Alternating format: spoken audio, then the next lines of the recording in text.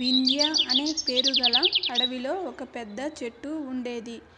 ఆ చెట్టు తొర్రలో ఒక అందమైన పక్షి నివసించేది. దాని పేరు కపించాల. ఒకరోజు కపించాల బయటకు వెళుతుంది ఆహారం కోసం. ఆ రోజు సాయంత్రం పెద్ద వర్షం కురుస్తుంది. తిరిగి తన ఇంటికి వెళ్ళలేకపోతుంది. అదే సమయంలో ఒక కుందేలు, దాని పేరు దీర్ఘకర్ణ, ఆ చెట్టు ఉన్న తొర్రలోకి వెళుతుంది. అక్కడ ఎవరూ లేరు అని తెలిసి వర్షం తగ్గే వరకు నిద్రపోతుంది. చీకటి పడింది. తన నివాసానికి తిరిగి వస్తుంది కపింజాల. కుందేలుని చూసి కోపంతో ఇలా అంటుంది. ఏ దీర్ఘకర్ణ, ఎంత ధైర్యం ఉంటే నా ఇంటిని ఆక్రమించుకుంటావ్?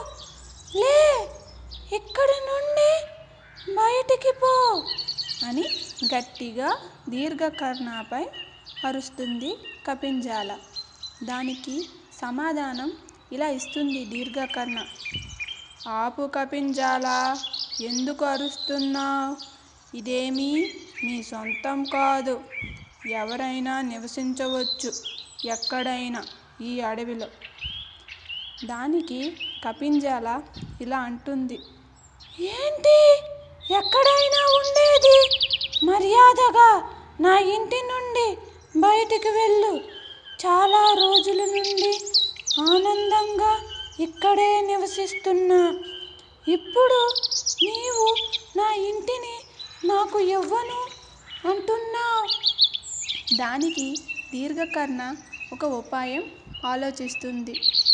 కపింజాల, నేను చెప్పేది విను. ఇలా మనం గొడవ పడితే ఉపయోగం ఉండదు. నర్మదా అనే నది గట్టున ఒక పిల్లి ఉంది. దాని పేరు దధికర్ణ. అది ఒక ముసలి పిల్లి. మన పరిస్థితిని చెప్పి ఉపాయం అడుగుదాం అని కపింజాలతో అంటుంది. సరే దీర్ఘకర్ణ, నీవు చెప్పినట్టే అక్కడికి వెళదాం పద. ఆ రోజు రాత్రి నిద్రపోయి తరువాత రోజు ఇద్దరూ బయలుదేరుతారు. దధికర్ణ ఉన్న చోటికి వెళ్ళేసరికి మిట్ట మధ్యాహ్నం అవుతుంది. అక్కడ ఉన్న దధికర్ణ వీళ్ళని చూస్తుంది.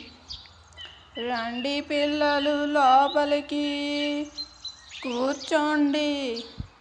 ఏమైనా విషయం చెప్పాలా నాతో? ఎక్కడ నుండి వచ్చారు? ఏమి కావాలి? దధికర్ణ అడిగిన వెంటనే కపింజాల ఇలా అంటుంది. దధికర్ణ గారు, మాకు మీ సలహా కావాలి. నేను నివసించే ఇంటిని దీర్ఘకర్ణ ఇవ్వను అంటుంది.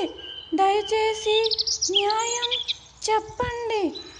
దానికి దధికర్ణ ఇలా అంటుంది.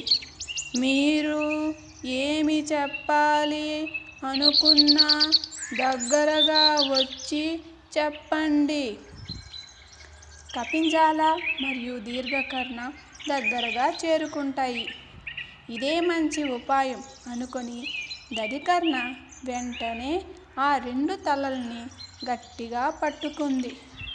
ఇంకా కపింజాలకి మరియు దీర్ఘకర్ణలకి అర్థమయ్యింది వీళ్ళ చావు ఇక్కడే అని. అయ్యో, ఎంత పని అయ్యింది. దీర్ఘకర్ణకి నా ఇంటిని ఇచ్చి ఉంటే ఆనందంగా ఉండేది ఏమో. అయ్యో, నేను చాలా తప్పు చేశాను. ఇన్ని రోజులుగా నివసిస్తున్న కపింజాలకి ఆ ఇంటిని ఇచ్చి ఉంటే నివసించేది ఆనందంగా. చివరికి మా చావుకి కారణం నేనే అయ్యాను. ఫలితంగా దధికర్ణకి మంచి ఆహారం లభించింది.